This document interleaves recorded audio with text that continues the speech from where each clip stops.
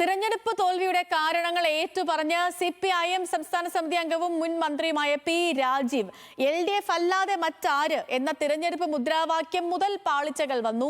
വെള്ളാപ്പള്ളി നടേശന്റെ പ്രതികരണങ്ങളെ ശക്തമായി എതിർത്തില്ല. ശബരിമല സ്വർണ്ണക്കൊള്ളയിൽ ഉൾപ്പെടെ തെറ്റുപറ്റിയെന്നും കാലഘട്ടത്തിനനുസരിച്ച് മാറി തെറ്റുതിരുത്തണമെന്നും P. രാജീവ് പറഞ്ഞു. മലപ്പുറത്ത് നടന്ന EMS സ്മൃതി സെമിനാറിലായിരുന്നു പ്രതികരണം. തെരഞ്ഞെടുപ്പ് അവലോകനവുമായി ബന്ധപ്പെട്ട് മാധ്യമങ്ങൾ നൽകിയ വാർത്തകൾ ശരിവെക്കുന്നതായിരുന്നു P. രാജീവിന്റെ തുറന്നുപറച്ചിൽ. നിർണായക തെരഞ്ഞെടുപ്പിനെ നേരിട്ടതിൽ പാർട്ടിക്ക് അടിമുടി വീഴ്ച സംഭവിച്ചുവെന്ന് മുൻ മന്ത്രി തുറന്നു പറഞ്ഞു. മുദ്രാവാക്യം തന്നെ ജനങ്ങളെ മറ്റൊരു രീതിയിൽ ചിന്തിപ്പിച്ചെന്ന് P. രാജീവ്. LDF അല്ലാതെ മറ്റാരുണ്ട്, ആ മുദ്രാവാക്യം വേണ്ടത്ര ശരിയായില്ല എന്ന് തന്നെയാണ് പാർട്ടി വിലയിരുത്തിയിട്ടുള്ളത്. അത് നമ്മുടെ ഞങ്ങൾ ഒരു ആളുകൾക്കിടയിൽ മറ്റൊരു ബോധം രൂപപ്പെടുത്തിയിട്ടുണ്ട് എന്ന് ഈ റിവ്യൂവിലും പാർട്ടി വിലയിരുത്തിയിട്ടുണ്ട്. തെരഞ്ഞെടുപ്പ് തോൽവിയിൽ ഏറെ പഴികേട്ട വെള്ളാപ്പള്ളി വിഷയത്തിൽ പാർട്ടിക്ക് തെറ്റുപറ്റിയെന്ന് സംസ്ഥാന സെക്രട്ടേറിയറ്റ് അംഗം കൂടിയായ P. രാജീവ് സമ്മതിച്ചു. വെള്ളാപ്പള്ളി നടേശന്റെ സ്റ്റേറ്റ്മെന്റ് അത് നേരത്തെ തന്നെ വ്യക്തമാക്കി. അത്തരം കാര്യങ്ങളിൽ നമുക്ക് ശക്തമായ നിലപാട് സ്വീകരിക്കുമെങ്കിൽ വീഴ്ച പറ്റിയിട്ടുണ്ട്, അത് പാർട്ടി വിലയിരുത്തിയിട്ടുണ്ട്. പിന്നെ ഒരു പ്രശ്നം, ഈ കമ്പ്യൂട്ടർ ചെയ്യുന്ന പോലെ പോയിട്ട് അൺഡു ചെയ്യാൻ പറ്റില്ല.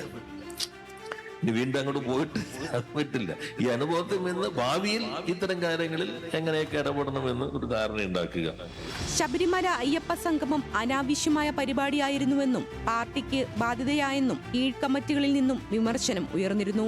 അത് ശരിയായിരുന്നുവെന്നും ശബരിമല സ്വർണ്ണക്കൊള്ളയിലും അയ്യപ്പ സംഗമത്തിലും ഉൾപ്പെടെ സാങ്കേതികത്വം പറഞ്ഞ് പ്രതിഷേധിച്ചത് പാളിയെന്നും രാജീവ് വ്യക്തമാക്കുന്നു.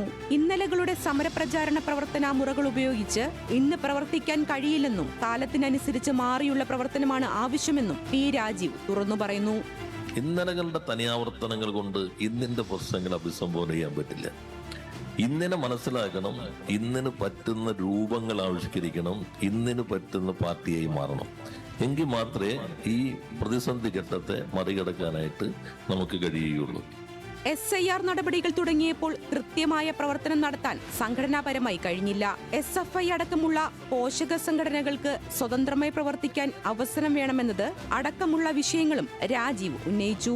തെരഞ്ഞെടുപ്പ് അവലോകനവുമായി ബന്ധപ്പെട്ട് ഇഴകീറിയ ചർച്ചകളാണ് നടന്നതെന്ന് വ്യക്തമാക്കുന്നതാണ് P. രാജീവിന്റെ പ്രതികരണം. News desk, news Malayalam.